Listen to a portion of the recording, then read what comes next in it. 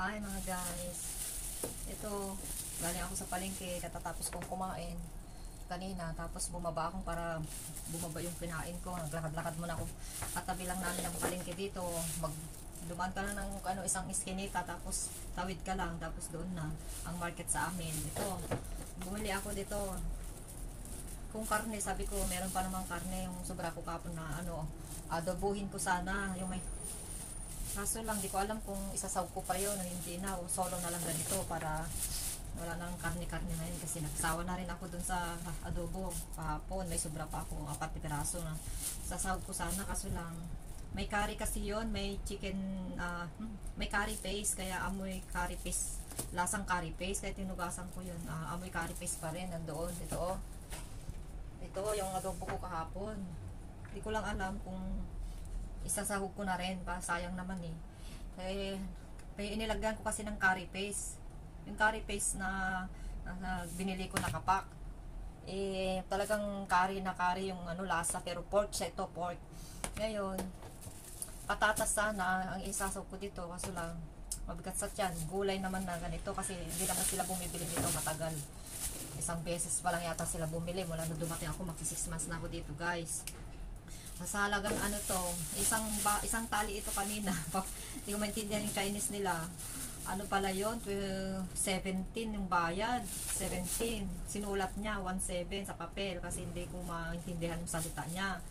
So, sabi ko wag na lang, ang mahal. Sabi ko meron naman doon nakatumpok-tumpok na yung mga basket na nakaganito siya, naka-kanon. Tapos ano yun, pwede mong bilhin ng $10. Pero yun, makapal kasi man. Binawasan niya ito. Kinilo naman niya, kinilo. $10 lang gusto mo? Sabi niya, oo, $10 lang kasi may bibilin pa ako doon. Sabi ko, pero hindi na ako bumili ng isda sa karne kasi ito na lang, kasi holiday namin sa Martes ulit. Linggo ngayon. Marami na ito pag maadobo. Share kami yung mga kasama ko naman.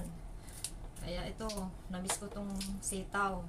Sa halagang $10, pwede ko munang baunin. Tapos may bigas naman ako dyan.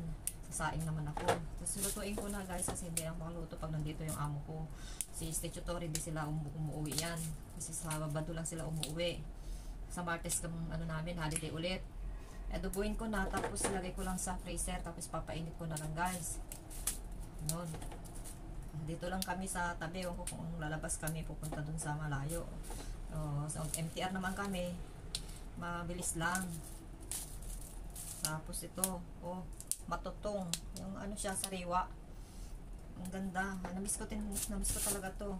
Halagang $10 na to, bili ka na ng ulam mo, kasi bili ka ng sa labas, ang isang order doon is 38 kasama nung kanin. May karne sa kagulay. So guys, himayin natin. Tapos mamaya adobuhin ko. Di pa ako nakaplansya guys. Nagre-ready ako mamalansa ng mga uniform nila. Parating na sila mga ng gabi. Galing sa kanilang lugar. Diba? Marami tayo. Halagang $10. Gulay naman tayo. Mga gulay kasi nila, puro dahon dahon, maramihan. Pero may mga talbos ng kamote. Maayos naman yung gusto ko rin talbos ng kamote. Kasi pag niluto mo yung isang tali, kakaunti na lang yung kakaunti na lang. Magiging na lang siya, kaunti. Isa ko sa bawang na lang. Huwag ko nang lagyan ng sibuyas. Mag-aamoy pa naglinis na ako dito kasi nagkulam ako kanina ng isda. Sobrang nagkuskus ako kasi maboy yung isda. Natanghalian na ako, wala pa akong pahinga guys. Naligo ako bago ko nilinisan yung banyo. Di ba marami na? So, halagang $10. Kakaulam ka na ng sitaw dito sa Hong Kong. Pag sa atin na to, 70 plus. 75. 70 point. Kasi 7.17 ang palitan kahapon diba? Nasa 80 na to sa atin. Pag convert mo. Okay, bye-bye na guys.